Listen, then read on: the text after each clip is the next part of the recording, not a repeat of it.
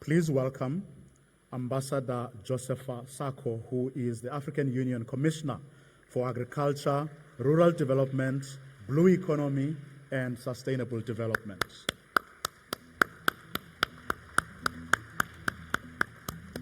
Thank you, the Director of the ceremony.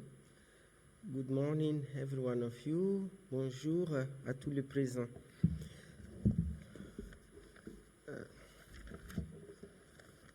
Honorable Minister of Agriculture, Land Reform, and Rural Development of the Republic of South Africa, my dear sister Toko Didiza, the President of the African Development Bank, Dr.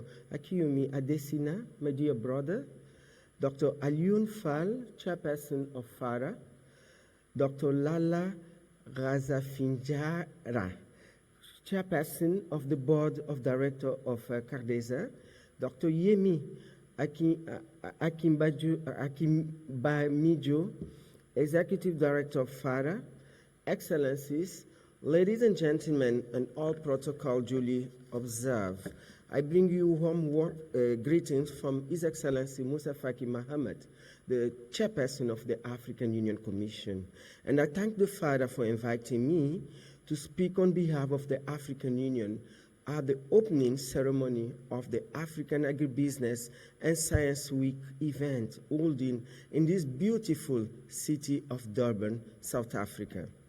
This event could not have come at a better time as the world is in the midst of a hunger pandemic caused by several cascading that we all know factors often refer as the 3 C's. I will not even say 4 C's because we have conflicts, COVID-19 pandemic, climate change, 3 C's rather, climate change.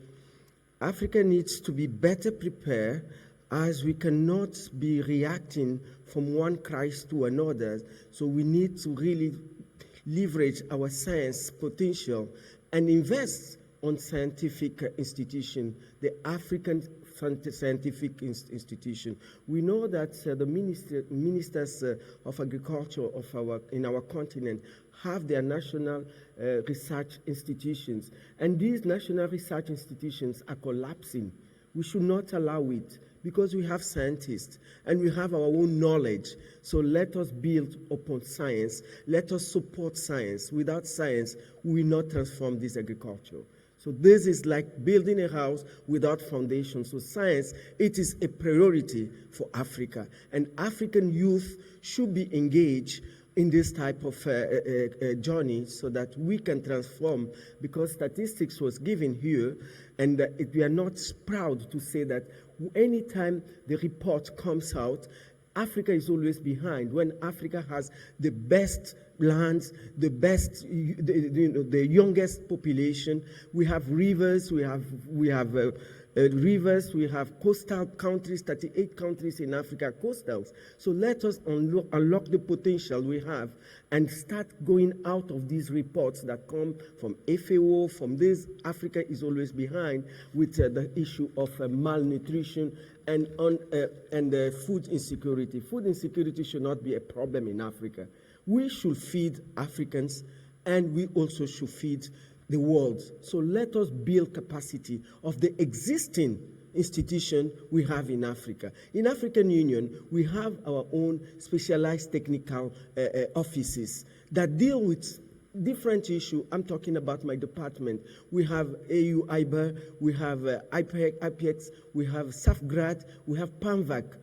PANVAC is one of the institutions of African Union that eradicated one of the pests. We are now working on trying to eradicate le petit ruminant in Africa. So I think let us really give capacity. Our leaders that are here, our ministers, they should really accord 1 or 2% in the research department, or the ministries of the research, which is very important. So science has always been the bedrock of progress, as I said, and agriculture is not an exception.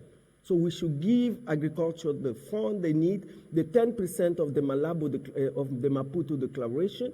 We should accord it on the budget of agriculture.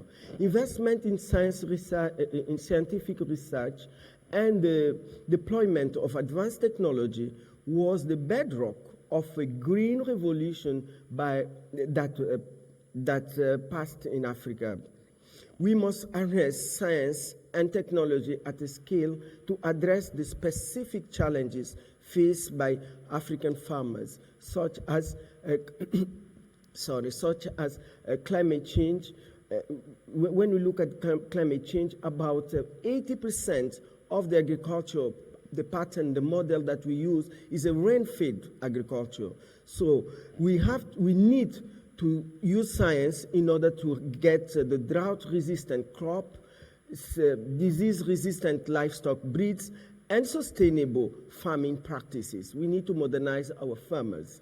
By integrating climate-smart agricultural practices, leveraging digital technology, but for us to leverage digital technology, we need to address the issue of the rural development.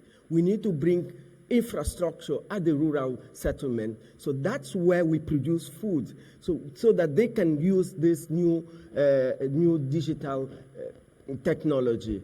And implementing effective early warning system. In African Union, we just launched our situation room on early warning system that we are reporting every 2 weeks to our member states. What is the focusing to forecast the weather, and also some diseases and pests that are likely to occur due to the climate change, the impact of climate change. So we need strong linkage between science, innovation, and agribusiness in Africa.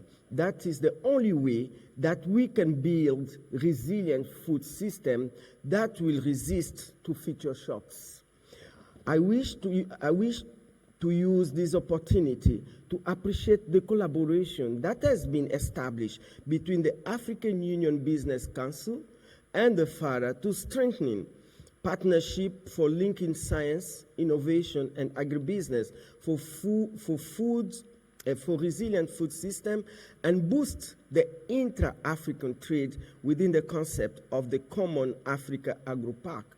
African Union declared this year the year of accelerating the implementation of the AFCFTA. So I think we should be following this, we should be implementing this theme of the year by boosting the inter-African trade. Malabo Declaration also calls to triple the inter-African trade by 2030. Are we on track? We are not. So let us really speed it up, and I'm happy to acknowledge the presence of President Adesina, that is part of our steering committee.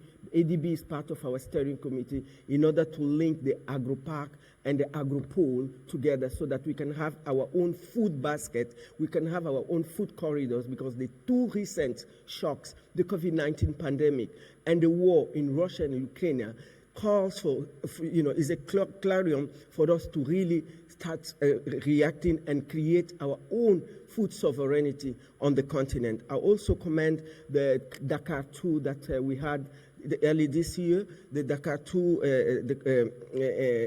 summit that we had, and there's a lot of takeaway that we have from this Dakar, and we are fully committed in the department at the African Union to implement all the decisions and recommendations that came out from that important summit. I believe that the memorandum of understanding signed between the two institutions will allow greater cooperation and collaborative action for implementing the CAP, which will be one of the flagship programs for the next 10 years action plan of the Agenda 2063. We have started building the next 10 years edition of the implementation of Agenda 2063. I thank you all, and I wish you fruitful deliberation. Merci beaucoup, shukran, muitas gracias, asante sana.